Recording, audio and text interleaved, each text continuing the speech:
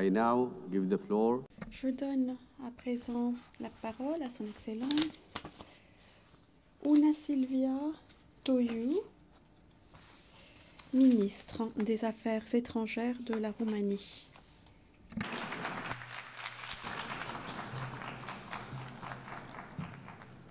Excellencies, Excellences, notre présence ici aujourd'hui elle-même représente nos pays se rassemblant dans la même salle pour partager une conversation. C'est une expression profonde de notre attachement au multilatéralisme. Il est également important de comprendre que cela reflète également nos espoirs et notre confiance dans le cadre fourni par les Nations Unies. Nous tenons aux côtés des Nations Unies alors que nous commémorons le 80e anniversaire depuis sa création et le 70e anniversaire depuis notre adhésion. Et oui, nous le célébrons et nous sommes fiers de notre adhésion, de notre statut de membre, de notre histoire, de la mission et des travaux de cette organisation. Mais nous avons également le devoir de voir ce qui fonctionne, ce qui ne fonctionne pas et d'agir en conséquence. Ce sont des temps difficiles, sans précédent dans l'histoire. On entend souvent qu'il convient de prévenir la guerre, mais nous avons la guerre tout autour de nous. On entend souvent que le droit international s'applique, mais le monde assiste impassible à ces violations répétées. J'ai entendu tant d'interventions ici, dans la salle plénière, dans les réunions plénières des Nations Unies. J'ai entendu dire que ces temps sont sans précédent. Toutefois, ce que je viens de vous citer ne m'appartient pas. Et il ne s'agit pas de 2025. J'ai cité un autre ministre des Affaires étrangères de la Roumanie il y a près d'un siècle, le diplomate Nicolae Titulescu, président à 2 reprises de l'Assemblée générale de la Ligue des Nations. Il était lui-même un défenseur, fervent défenseur de la sécurité collective. Et il parlait au monde afin de prévenir l'escalade et la guerre et garantir que le multilatéralisme puisse nous donner une vision de paix. Nous connaissons l'histoire de la Ligue des Nations et nous savons que l'histoire des Nations Unies ne sera pas la même. Elle ne doit pas partager le même sort. Aujourd'hui, le monde n'est pas impassible, il n'assiste pas de manière impassible. Le monde est ici et présent, engagé, attaché aux efforts de paix. Nous sommes ici pour assurer que les agresseurs ne puissent plus remplacer l'état de droit par la loi du plus fort. La Roumanie reste un fervent défenseur du droit international. Nous sommes en première ligne de la promotion de la juridiction universelle, compétence de la Cour internationale de justice. Et c'est particulièrement le cas après la décision, l'avis consultatif de la Cour de justice relative aux obligations des États pour ce qui est du changement climatique en juillet dernier. Nous appelons aujourd'hui les États à rejoindre la déclaration sur la promotion de la compétence universelle de la CIJ lancée par la Roumanie. Quant à la paix et la sécurité internationale, nos aspirations sont les mêmes que celles que citait Titulescu il y a 80 ans. Pendant 4 ans, à peu près, nous avons été témoins d'une guerre grande envergure, une guerre d'agression contre l'Ukraine, une guerre commencée par la Russie qui a déclenché la plus grave crise de sécurité en Europe dans notre histoire récente et qui remet en question l'ordre international fondé sur les règles. Les dernières violations de l'espace aérien souverains de la Pologne, l'Estonie, le Danemark et mon propre pays, la Roumanie, sont des actions imprudentes visant à provoquer. Elles ont été condamnées par nombre d'autres pays, ici à New York, et par le Conseil de sécurité, et nous en sommes reconnaissants. De nouveau, et ensemble, nous démontrons que les provocations visant à déstabiliser nos alliances et à mettre de la pression sur notre unité parviennent à faire exactement le contraire. Cela nous unit davantage. Nous réaffirmons qu'ensemble, nous sommes plus forts, que la prospérité de l'un d'entre nous dépendra toujours de la sécurité de nous tous. La guerre en Ukraine est une guerre que livre la Russie de manière conventionnelle et hybride. Elle la livre aux côtés de ses alliés et cela affecte de manière potentielle la sécurité maritime dans la zone de la mer Noire et met à l'épreuve la résilience des États voisins. Nous, aux Nations Unies, devons agir avec forte de la conviction qu'une paix juste et pérenne en Ukraine est dans l'intérêt de tous. Nous nous félicitons des efforts des dirigeants des États-Unis et de l'Europe à cet égard et nous enjoignons à un cessez-le-feu immédiat, complet et inconditionnel. Nous estimons également que les déclarations récentes du président Donald Trump et des dirigeants européens sont un accélérateur qui était nécessaire en direction de la paix. Dans l'intervalle, l'Ukraine continue d'avoir besoin de notre soutien et notre solidarité. Conformément à la charte de l'ONU, l'Ukraine a le droit de protéger sa souveraineté, son indépendance et son intégrité territoriale. Elle compte le soutien de son peuple. Le soutien de la Roumanie a été important, il a pris plusieurs formes et nous continuerons d'être aux côtés de l'Ukraine aussi longtemps que cela sera nécessaire car leur sécurité, leur paix est directement liée à la nôtre, à notre paix et notre prospérité. Le gouvernement de la Roumanie appuie la quête de justice et de redevabilité dans le cadre de la guerre d'agression brutale de la Fédération de Russie contre l'Ukraine. Revenons à la carte du monde. Nous sommes préoccupés par l'escalade des tensions des conflits au Moyen-Orient. Cessez-le-feu immédiat à Gaza, la libération inconditionnelle de tous les otages, ainsi qu'une aide humanitaire adéquate ne sont que les premières étapes en direction d'une cessation permanente des hostilités. Nous appuyons pleinement ces efforts de médiation et nous devons également maintenir un horizon politique pour la mise en œuvre de la solution à 2 États. La Roumanie appuie cette approche et l'a fait depuis 3 décennies. C'est la seule base viable menant à une paix juste, complète et pérenne au Moyen-Orient. Nous restons également préoccupés au sujet de l'évolution sur le continent africain. Nous réitérons notre engagement et attachement à la stabilité dans la région. C'est un continent qui compte une population jeune très importante et qui nécessite la paix. Nous voyons toutefois un déclin de l'empreinte paix et de sécurité de l'ONU aux 4 coins de la planète. Certains conflits semblent ne pas pouvoir avoir de fin. Et ce n'est pas en raison des effets escomptés des réformes de l'initiative ONU 80. Le processus d'examen des opérations de paix de l'ONU doit mieux répondre aux réalités actuelles. L'adaptabilité, l'appropriation nationale, les partenariats, y compris les organisations régionales, sont des facteurs clés du succès. En même temps, la prévention des conflits, la médiation devrait toujours arriver en premier. La séparation entre les missions politiques spéciales et les opérations de maintien de la paix devrait être éliminée pour pleinement exploiter les synergies et les capacités. Nous devons rebâtir la confiance, la restaurer dans les mandats de maintien de la paix de l'ONU, des missions politiques spéciales de l'ONU. Notre perspective est qu'il existe plusieurs instruments dans le cadre établi de l'ONU pour aider à maintenir et restaurer la paix et la sécurité internationale. À titre d'exemple, le régime de non-prolifération nucléaire, régime mondial, c'est un instrument clé.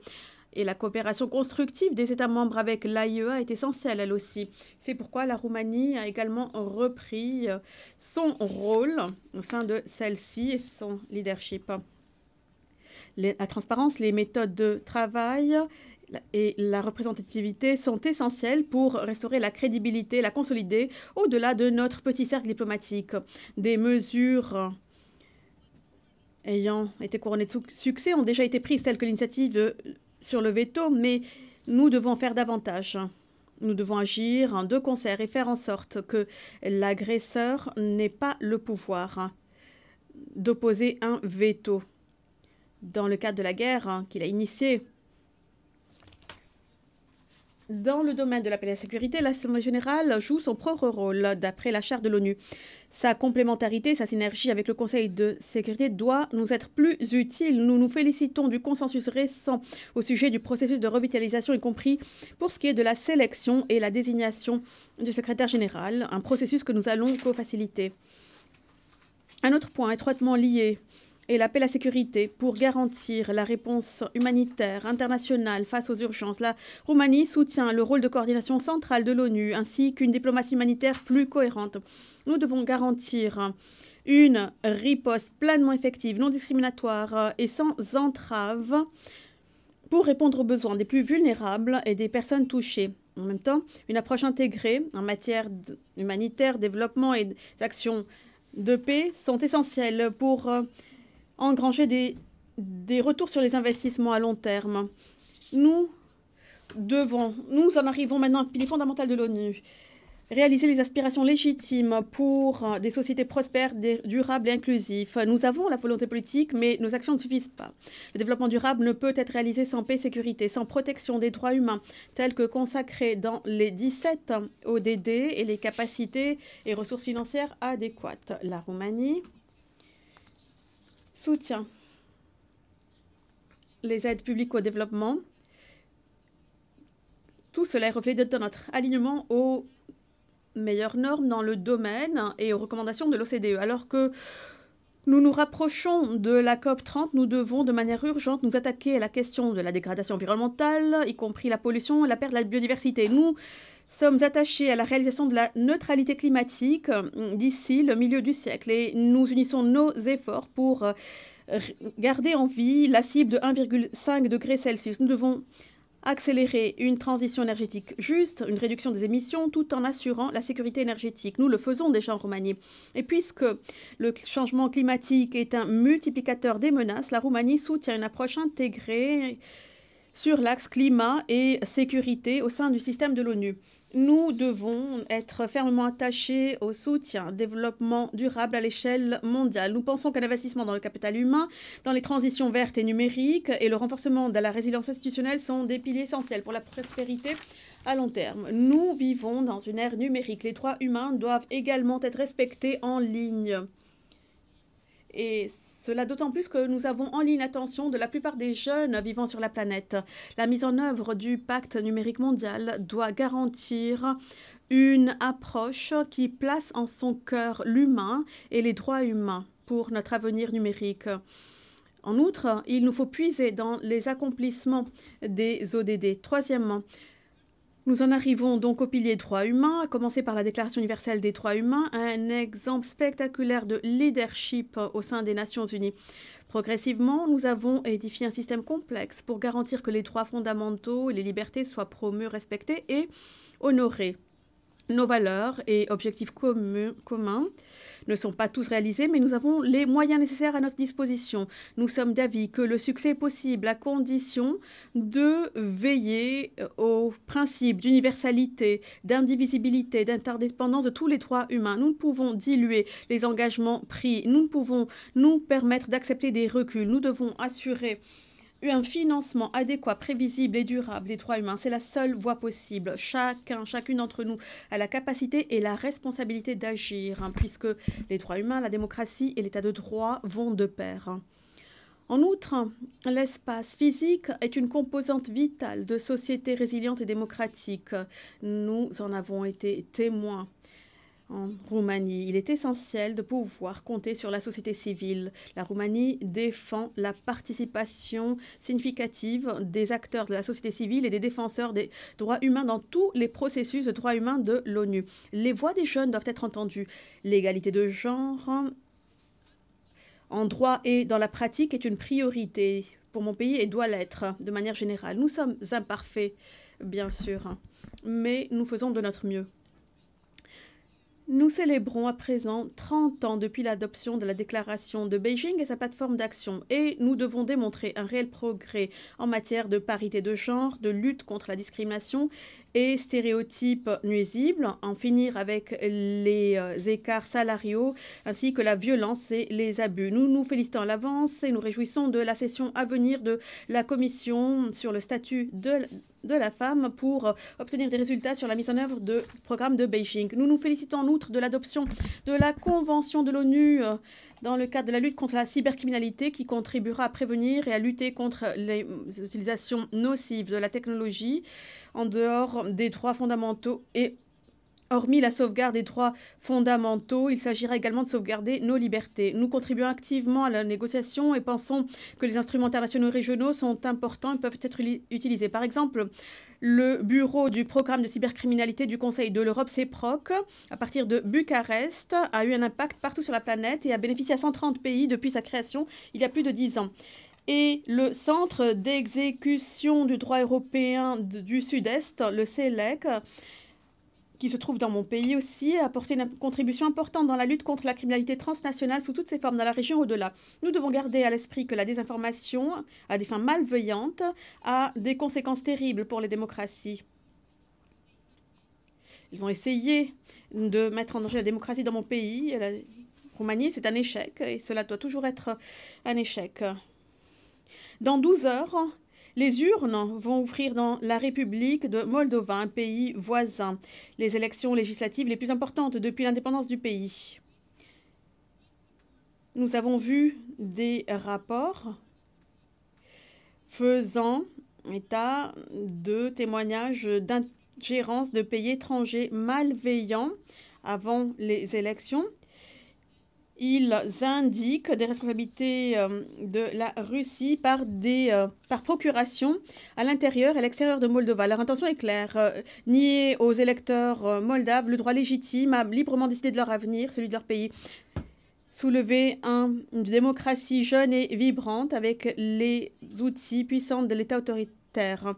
Mesdames et messieurs, nous devons garantir une mise en œuvre rapide du pacte de l'avenir, notre socle pour ce qui est des actions sur un large éventail d'activités de l'ONU. Nous devons être responsables et ambitieux concernant le processus de réforme de l'ONU, en particulier pour ce qui est de l'initiative ONU 80. Nous appuyons tous les efforts en vue d'être plus efficaces et effectifs pour nos activités de notre mandat. Nous devons arriver à des synergies et éliminer les doublons. Nous ne pouvons plus nous permettre ceci. En même temps, l'ONU ne peut fonctionner adéquatement que si elle dispose d'un financement suffisant. En conclusion, je tiens à renouveler notre soutien pour le système de l'ONU pour un meilleur monde et un avenir prospère. Vous pouvez compter sur la Roumanie et la Roumanie compte sur les Nations Unies. Je vous remercie.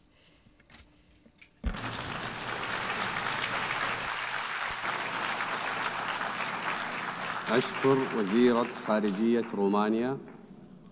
Je remercie Son Excellence la ministre des Affaires étrangères de la Roumanie.